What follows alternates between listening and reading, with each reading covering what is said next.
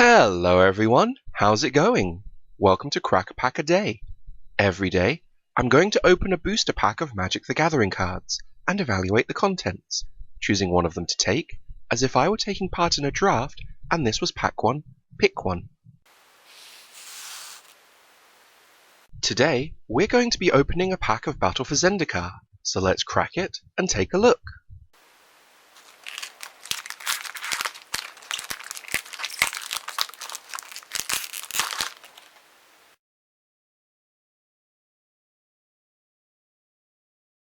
Our first card is Sludge Crawler, a 1/1 Eldrazi drone for a black. It has Devoid, Ingest, and you can pay 2 to give it +1/+1 until end of turn. 1/1s for 1 need to have good abilities to justify using them, as a 1/1 body just isn't good enough to put in your deck for that alone. In this case, I think we've got an ability that's almost worth using. In the early game, if you cast this on turn 1, then I can see you ingesting a couple of cards before your opponent gets a blocker out, and that can be quite useful. Later on, the ability to sink excess mana into this creature means that you're making the most of your turns. Overall, this feels like a less than average, though still playable card. But it's certainly not good enough for me to think about taking first. Earthen Arms is a sorcery for 1 and a green. Puts 2 +1/+1 counters on target permanent. It also has Awaken 4 for 6 and a green. At its base level, I don't think this is terribly good. You wouldn't really play an aura that gave a creature +2/+2 for 2, and this is practically the same as that. Having Awaken does make this a little better since you get more power and more options. You get 6 power and toughness that can go on 1 creature or be spread out over 2. Overall, I don't really think this is a good card. I won't be taking it first. Incubator Drone is a 2/3 Eldrazi drone for 3 and a blue. It has Devoid, and when it enters the battlefield, you put a 1/1 colorless Eldrazi Scion creature token onto the battlefield, which has Sacrifice this creature, add 1 to your mana pool. 3 power and 4 toughness for 4 mana is reasonable. It's nothing exciting, but you'll play it, especially in blue. The fact that you get a Scion token is good too, since it can help ramp you. Overall, this feels like an average card that you'll rarely cut from your deck, but it's not good enough to want to take first. Core Castigator is a 3/1 core wizard ally for 1 and a white. It can't be blocked by Eldrazi Scions. A 3/1 is pretty reasonable for 2 mana. It's more appropriate for an aggressive deck, but it can be used to trade up for a more expensive creature, thanks to its high power.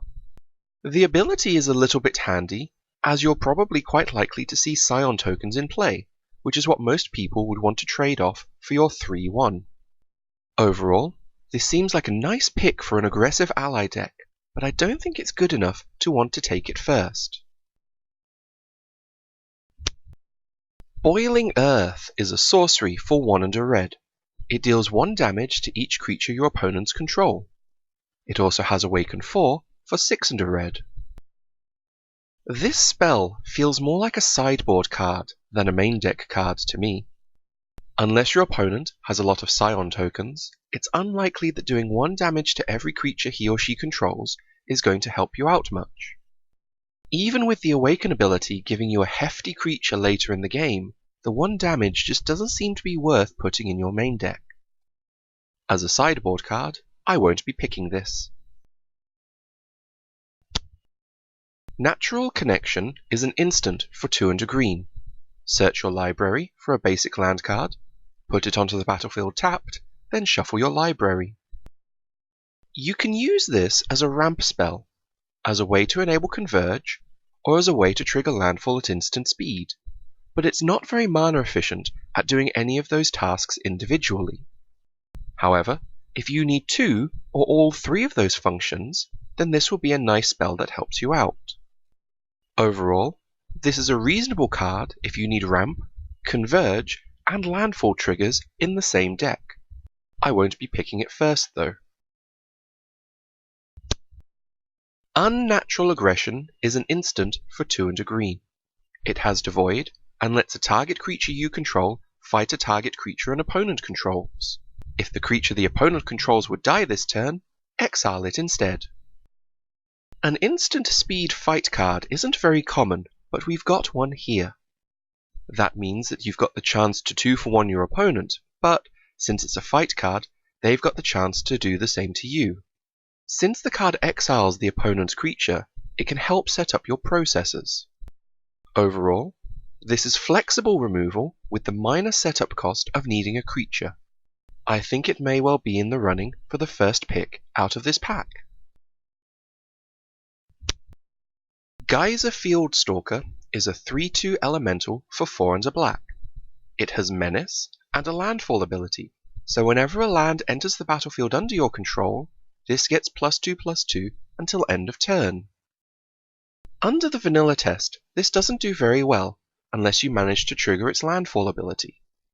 But having Menace gives it some semblance of unblockability, depending on the game state. There are going to be times on turn 6 when you can happily attack with this and not worry about it dying, even if you haven't played a land. Conversely, there are going to be board states where you're going to need the landfall trigger to be able to attack at all, and having land in your hand after turn 5 isn't going to be a regular thing. Overall, this seems like a solid card with some distinct drawbacks. I'm not going to take it first. Cloud Manta is a 3/2 fish for 3 and a blue. It has flying. For the mana you're paying here, you get an average body. The 2 toughness is a little weak, but since it has flying, then it's not going to matter too much most of the time. Overall, this is a relatively solid, if unexciting card. I don't think I'll be picking it here though. Sandstone Bridge is a land that enters the battlefield tapped. When it enters the battlefield, target creature gets +1/+1 and gains vigilance until end of turn. It also taps for a white mana. Granting +1/+1 and vigilance without using a spell slot is a nice, if minor, effect. It may well help one of your creatures attack that couldn't do so previously, and leaves it untapped for blocking too. The cost of having the land enter play tapped isn't a small one, but neither is it so terrible you won't use this card. Overall, having these lands in your deck are nice, but they're not powerful enough to take pack 1, pick 1. Our first uncommon is Turn Against, an instant for 4 and a red. It has Devoid, and lets you gain control of target creature until end of turn. You untap that creature, and it gains haste until end of turn. Being able to steal an opponent's creature at instant speed is a pretty good ability. You can either use it to take one of your opponent's blockers and attack with it, or steal one of their attackers and block with it. Most of the time, this is going to have the most impact in game 1. Once your opponent knows you have this, then they're going to be much more careful about attacking into 5 open mana, or leaving back only a single blocker. This is a powerful card, but I feel it relies a lot on the surprise factor to do its work. It's got a little too much variance for me to want to take it first outside of a weak pack though. Sylvan Scrying is a sorcery for 1 and a green.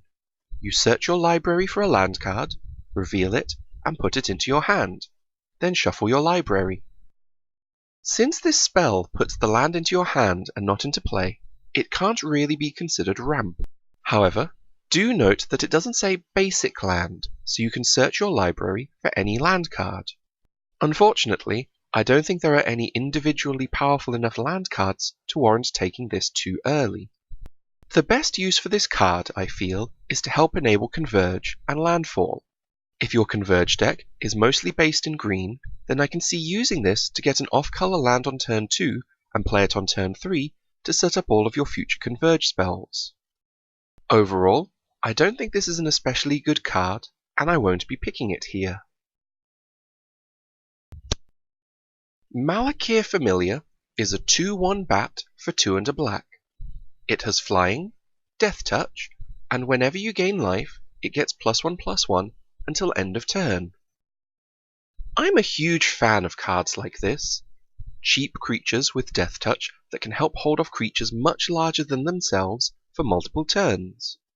Malakir Familiar comes with a couple of nice bonuses that help out even more. The flying means that it can stop almost anything your opponent would want to attack with, and the 2 power means that it can even attack very well too. The final ability is probably not worth building around, but if you happen to have a number of life gain spells in your deck, then this card becomes even better. Overall, I reckon this is a very solid card, and I wouldn't have too much of a problem taking it first. Our rare is Shambling Vent, a land that enters play tapped. You can tap it to get either a white or a black mana. You can also pay 1 white-black to turn it into a 2/3 white and black elemental creature with lifelink until end of turn. In the worst case scenario, this is a dual land that enters play tapped, that allows you to splash an extra color for Converge or to cast a bomb. In the best case scenario, this can become a late game threat that helps tip races in your favor. One of the best uses of a card like this is to use awaken spells on it. That way, when you activate its ability, then you'll get an even bigger creature that has lifelink on it. Taking it first can be a little restrictive, but since you can use it just as mana fixing, I don't think it's too bad. It might be my pick today.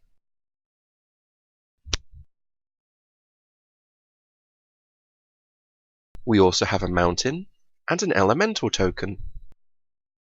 Let's review the cards in our pack. If this were my pack 1 pick 1, I'd want to take the Unnatural Aggression or the Malakir Familiar first. I think there's also something of an argument for taking the Shambling Vent, not least because of its monetary value. Of the 3 cards, I think the Malakir Familiar keeps me the most open, while still having a good amount of raw power.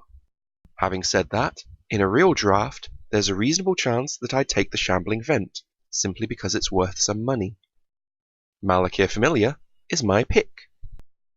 And that's about all we've got time for today. If you disagree with my choice, then please let me know in the comments below, on Facebook, or on Twitter. Have a good day now!